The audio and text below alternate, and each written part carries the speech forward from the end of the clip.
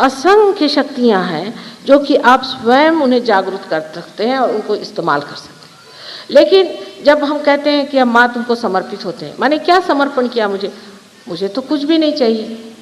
किस चीज़ को आप समर्पित कर रहे हैं? सोचिए कौन सी बात है जिसे आप मेरे और समर्पित कर रहे हैं।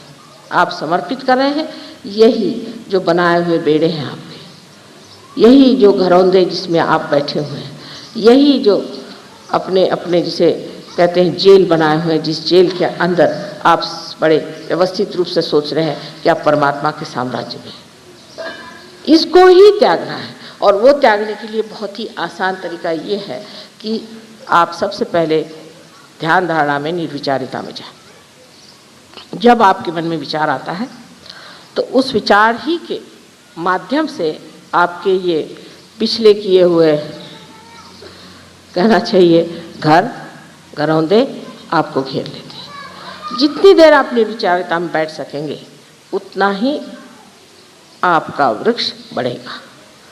निर्विचारिता में ही आत्मिक पृष्ठ बढ़ता है और कोई ऐसा वातावरण नहीं जिसमें ये इसकी वृद्धि हो सकती।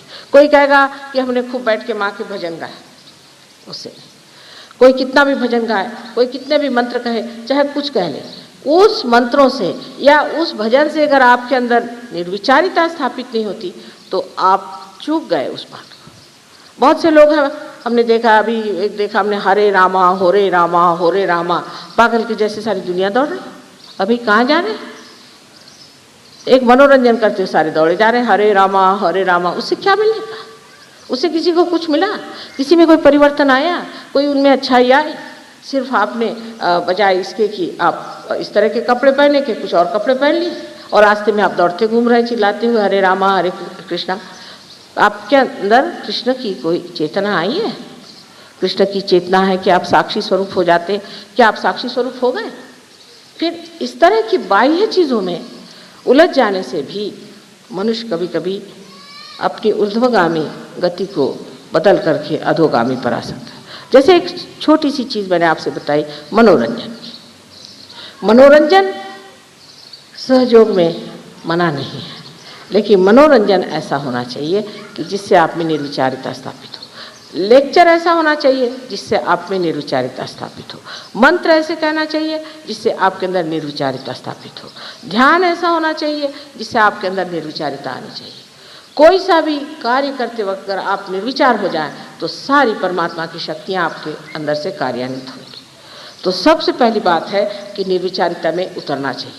लेकिन लोगों को ऐसी ही चीज़ें अच्छी लगती हैं जिसमें विचार को चालना मिले, जिसमें मनुष्य सोचता रहे, पागलों जैसे सोचता उसको समझ ले कि आहा मैंने कितना सोचा, या पढ़ते पढ़ते एकदम ऐसा सोच ले कि हाँ मैं तो बिल्कुल महाविद्वान हूँ। इन विद्वानों के लिए परमात्मा के साम्राज्य में जगह नहीं। जगह है उन लोगों के लिए जिन्होंने अपने आत्मा को अपने चित्त पर पूरी तरह से प्रकाशित होने दिया, और उसका माध्यम एक ही है, निर्विचारिता। तो प्रथम निर्विचार समाधि को आपको स्थापित करना चाहिए। निर्विचार समाधि को प्राप्त करने के बाद आप देखते हैं कि धीरे धीरे आपके अंदर खुद ही परिवर्तन आने लग जाता है। निर्विचारिता में आप अपने को स्वयं को देखने लग जाते हैं। आपको दूसरों के अलावा अपने में ही दोष दिखाई देने लगते हैं। सर्वप्रथम जब सहयोगी लोग आते हैं बाहर से, या सर्वप्रथम जो कहना चाहिए सत्य शोधक आते हैं, तो वो यही ढूंढते रहते, अरे ये सहयोगी है, ये तो ऐसा था, वो सहयोगी है, वो तो वैसा था। उन लोगों को देखकर आधे में ही मुड़ जाते हैं। सहयोग सबके लिए खुला है, सबके लिए द्वार उसके खुले हुए हैं। कोई लोग जो इसके गर्भ में हैं वो बड़े महान हैं, और कोई जो उसके परिधि में जो घूमते हैं, पेरीफेरी पे जो घूमते हैं, उनमें बहुत खराबियां भी हो सकती, पर वो भी अच्छे हो सकते हैं। तो आप उनको ही देख करके मुड़ गए तो आप कहाँ तक पहुँचे?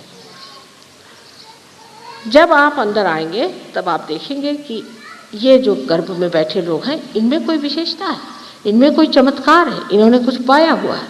तब उनको देखते हुए आप सोचें कि हमें भी कुछ पाना है और हमें भी परिवर्तन आना चाहिए। जब आप निर्विचारिता में आते हैं तो साक्षी भाव से आप अपनी ओर देखते हैं और आप फौरन जान लेते हैं, अच्छा तो मैं आजकल चालाकी कर रहा हूँ, ठीक है, बड़े चालाक बनते हैं आप अपने ही ओर देखते हैं शीशे में वाह जनाब चालाक महाराज, क्या कहने आपके, फौरन आपकी चालाकी गिर के ज़मीन पर उसी वक्त खत्म हो जाती है। कारण जो चीज़ व्यर्थ है, जिस चीज़ से हमें एक तरह का वज़न हो जाता है, जिस चीज़ से हमारे उत्थान में रुकावट होती, वो चीज़ धीरे धीरे झड़ती जाती है। निर्विचारिता में ही आप हर चीज़ को ऐसा देख सकते हैं जिसे कहना चाहिए निरपेक्ष भाव से, जिसमें कि आपको किसी से भी लगाव नहीं हो सकता। जैसे आपका बच्चा है, आप उसे निरपेक्षता से देखिए, उसके और साक्षी और रूप से देखना शुरू करें।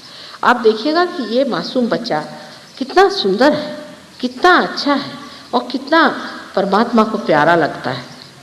फिर आप देखेंगे कि उसके बोलने में, उसके चलने में, हर चीज़ में उसका जो आनंद है, जो